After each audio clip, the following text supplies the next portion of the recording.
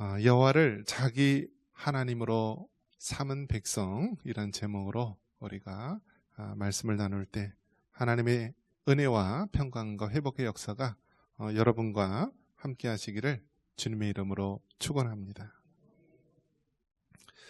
여러분은 그런 생각 해보신 적 있습니까? 한 사람을 인하여서 그가 속한 공동체에 복이 임할 수 있는가?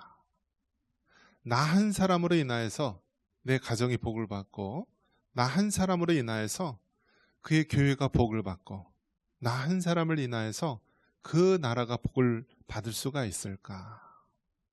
여러분 어떻다고 생각하십니까? 대답은 그렇다라는 것입니다. 창세기 39장 5절에 보면은 요셉의 이야기가 나옵니다. 그가 요셉에게 자기 집과 그의 모든 소유물을 주관하게 한 때부터 여호와께서 요셉을 위하여 그 애굽 사람의 집에 복을 내리심으로 여호와의 복이 그의 집과 밭에 있는 모든 소유에 미친지라. 하나님께서 요셉을 위해서, 요셉이 어떤 상태입니까? 그 먼 나라 애굽에서 노예로 팔려서 종으로 있는데요, 그 요셉을 인하여서 그가 속한 그 보디발, 그 집에 복을 내리시고요, 그의 집과 밭과 모든 소유에 복을 주셨다라고 말합니다. 즉 하나님께서는 그 한 사람을 인하여서 그가 속한 공동체에 복을 주시는, 복이 흘러들어갈 수 있게 하시는 그러한 좋으신 하나님이신 줄 믿으시기 바랍니다. 그래서 여러분 한 사람을 인하여서 여러분 가정이 복을 받고요, 여러분 한 사람을 인하여서 여러분이 속한 일터가 복을 받고, 또 우리 한 사람을 인하여서 이 나라 민족이 복을 받을 수 있음을 믿으시기 바랍니다.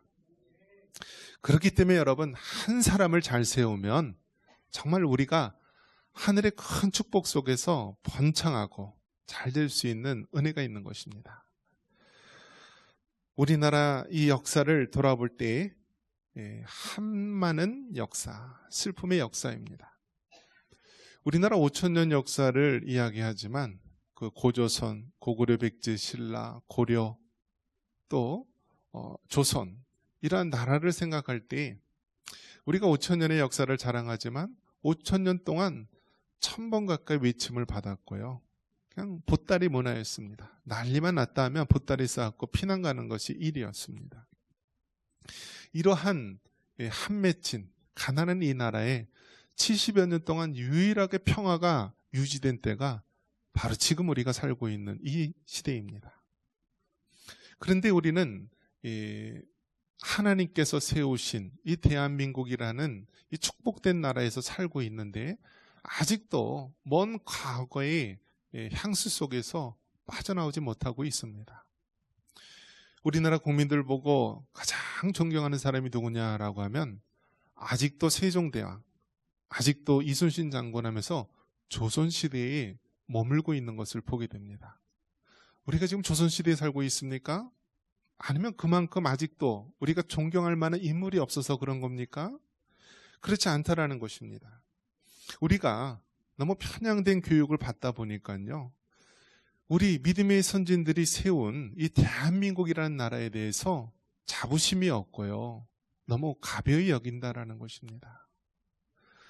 우리나라 일제강점기 시대에도요, 1919년 3.1운동이 일어났을 때도 민족대표 33인 중에서요 16명이 다 기독교인이었습니다. 그만큼 이 나라, 이 민족의 기독교인의 그 역할은 남달랐고 컸습니다. 우리나라 최초의 건국의 대통령이 누구입니까? 건국의 아버지가 누구입니까? 이승만 대통령 아닙니까? 여러분 그 이승만 대통령에 대해서 과와 오가 분명히 있습니다. 그런데 너무 잘못된 것만 부각시키고 잘한 것에 대해서 말하지 못하는 그런 안타까운 모습을 볼 수가 있습니다. 우리나라는 나라가 있음에도 불구하고 아직도 그 건국일을 정하지 못해서 아직도 국회에서 다투고 있는 실정이기도 합니다. 1948년도 우리나라가 제헌국회를 통하여서 또 건국이 되지 않았습니까? 그러면 우리는 분명히 이 대한민국이라는 나라, 또 하나님의 은혜로 세워진 이 나라를 우리는 믿고 자랑스러워해야 합니다. 특별히 우리 믿는 그리스도인으로서 그 건국 대통령 이승만 대통령이 하나님을 믿는 장로님이었다라는 사실은 우리에게 크나큰 의미가 있습니다. 일본이 식민지로 있었고 또 500년 가까이 정말 그 역사 속에서 나라가 멸망 가운데 있었을 때 하나님께서는 그 한 청년을 준비시켜서요, 그로 하여금 선교사님들이 세운 미션 스쿨 배지학당에 다니게 하고 기독교 신앙을 접하게 하고 또 사형수의 몸이 되어서 감옥에서 그 하나님을 인격적으로 만나서 이 나라의 민족이 잘 되는 길은 오직 하나, 여호와를 자기 하나님으로 섬기는 나라. 그 하나님을 섬길 때 이 나라가 잘 되는 길임을 믿고 그렇게 한평생을 헌신하면서 대한민국이라는 나라를 이루는데 초석을 세웠습니다. 얼마나 귀하고 또 얼마나 하나님께서 역사하심으로 이런 일이 가능했습니까? 물론 이승만 초대 대통령 이외에도 훌륭한 많은 민족 투사들이 있었습니다. 그런데 어떻습니까? 우리가 김구 선생, 저하고 같은 안동김 씨더라고요, 김구 선생이. 근데 그 김구 선생 보면은요, 물론 우리 민족의 가장 독립운동에 앞장섰고 또 위대한 인물이지만요, 그 마지막 순간에 남한과 북한이 통일되는 것만 관심을 두다 보니까요, 사회주의 공산주의로 넘어가는 것에 대해서는 별다른 신경을 쓰지 못했던 아쉬움이 있습니다. 그런 면에서 봤을 때 왜 하나님께서 믿음의 장로님, 그 이승만 대통령을 건국의 아버지로 세웠고 또 이 나라가 헌법과 모든 그 과정을 세울 때 기독교인들이 앞장서서 대한민국이라는 나라를 세우는 데 힘썼는지 우리는 다시 한번 하나님의 그 깊으신 뜻을 헤아릴 수 있는 여러분 되시기를 바랍니다. 한번 따라해 볼까요? 여호와를 자기 하나님으로 삼은 백성. 여러분 생각해 보십시오. 우리나라가 세계 경제 10위의 경제 대국이 되었고요. 또 1950년 6.25 전쟁 때 정말 미국을 비롯한 많은 선진국에서 구호 물자에 의해서 살았습니다.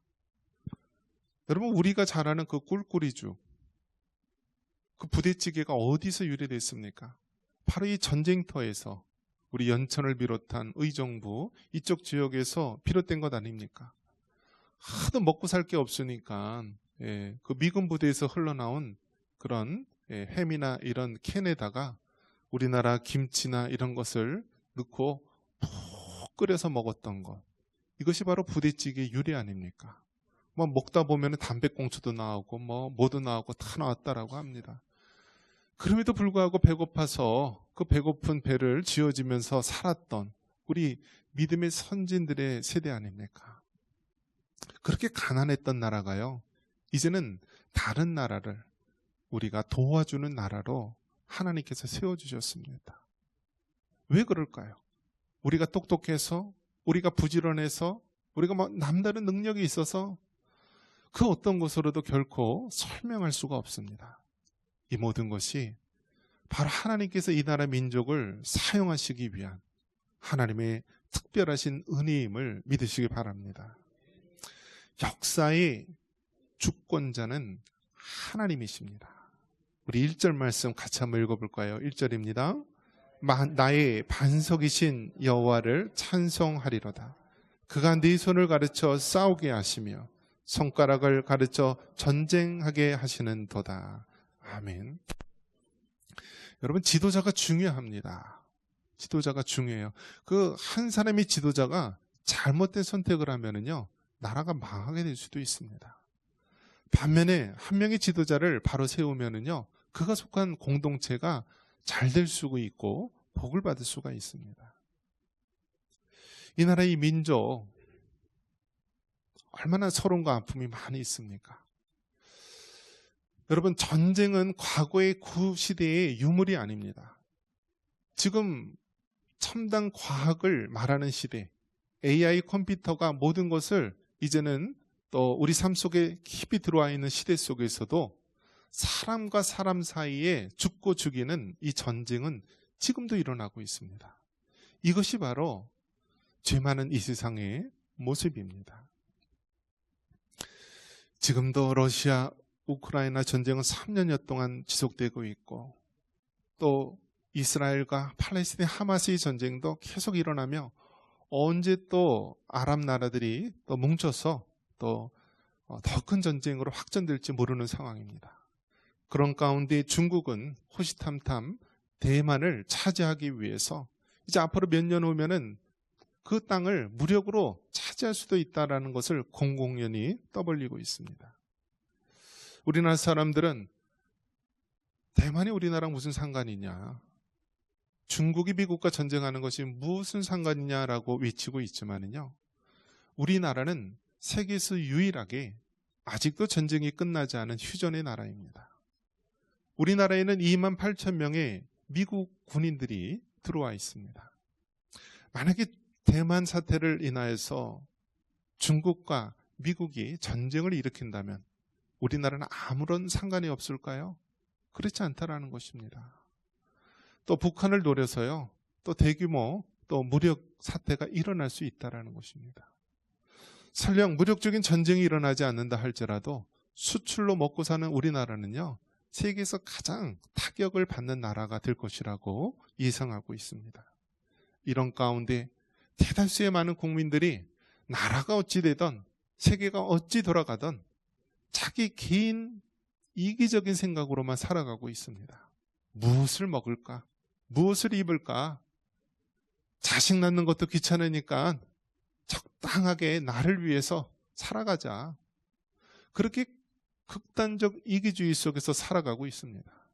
인생의 목표가 내 집 마련이고 어떻게 하면 나를 즐겁게 하는 것이 인생의 목적이 된 안타까운 시대를 살고 있습니다. 이 안타까운 시대 속에서 다시 한번 역사의 주관자이신 하나님을 바라보게 하시고 풍전등화와 같은 이 나라와 그 미래를 우리가 다시 한번 바라보면서 우리 그리스도인들이 먼저 나라와 민족을 위해서 애통하며 기도할 수 있기를 바랍니다. 신명기 32장 39절에도 나 외에는 신이 없다라고 말합니다. 같이 한번 읽어볼까요? 이제는 나 곧 내가 그인 줄 알라. 나 외에는 신이 없도다.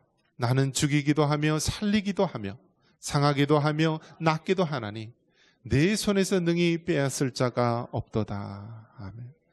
여러분, 하늘과 땅을 지으신 하나님, 오늘도 하나님의 주권대로 역사를 운행해 나가시는 분, 바로 그분이 우리가 믿는 하나님입니다. 그 하나님께서는 나 외에는 다른 신이 없다라고 말합니다. 다른 종교에 저마다 신이 있다고 외치지만 그것은 우상이요, 마지막 심판 때에 하나님의 심판 때에 오르게 될 대상일 뿐입니다. 역사의 주관자이신 하나님께서 우리 한 사람 한 사람의 삶을 주관할 뿐만이 아니라 이 역사와 온 세계의 나라들을 주관하시고 이끄시는 하나님이심을 여러분 깨닫기 바랍니다. 그 하나님께서는 우리 사람들을 긍휼히 여기신다 말합니다. 우리 3절 말씀 같이 한번 읽겠습니다. 3절입니다. 여호와여, 사람이 무엇이기에 주께서 그를 알아주시며 인생이 무엇이기에 그를 생각하시나이까. 아멘.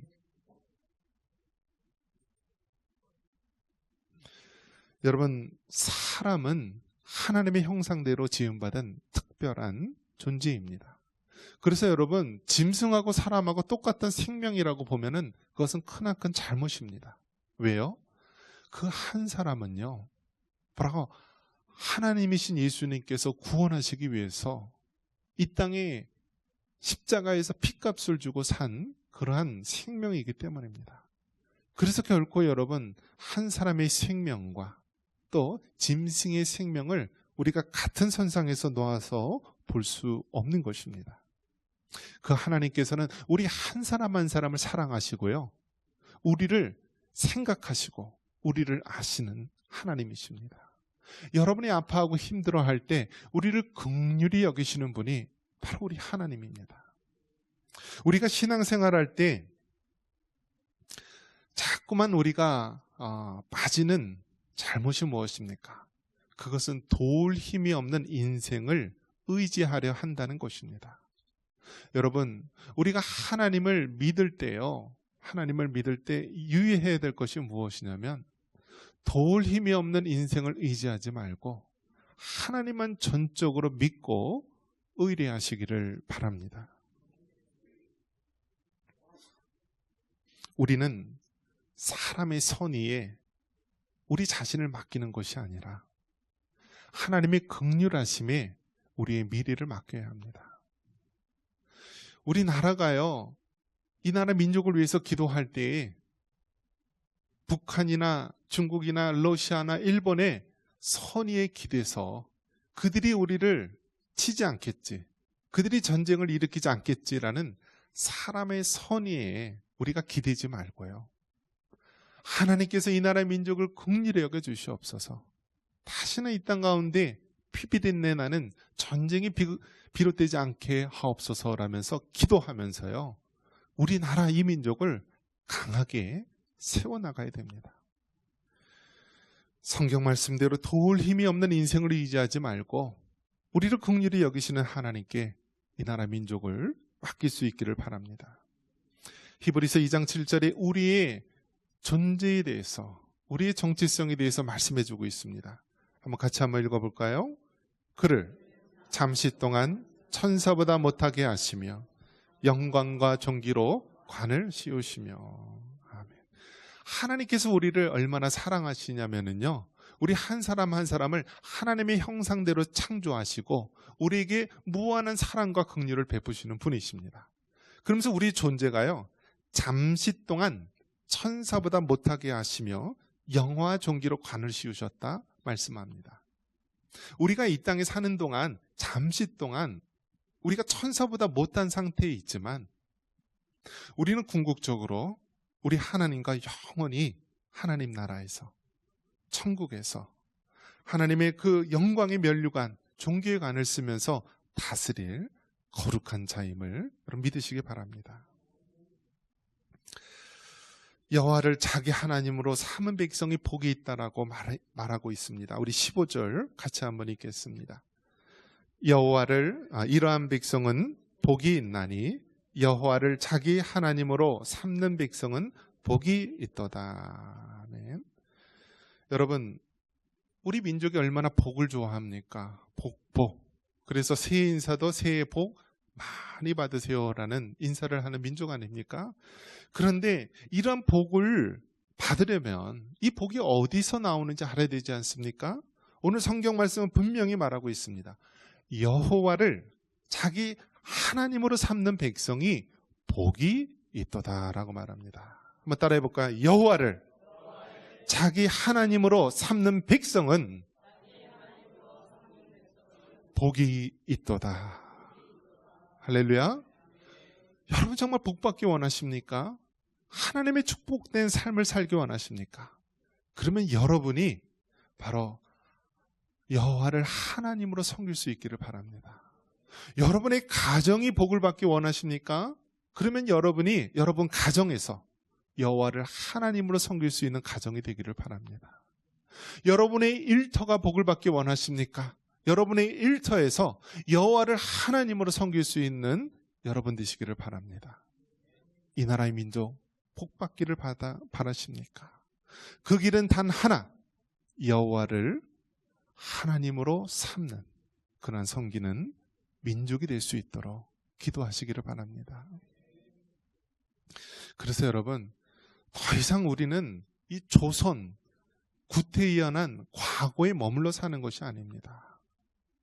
우리는 대한민국이라고 하는 우리 기독교인들, 믿음의 선진들이 앞장서서 세웠던 이 대한민국이라는 나라를 자랑스러워하시기 바랍니다.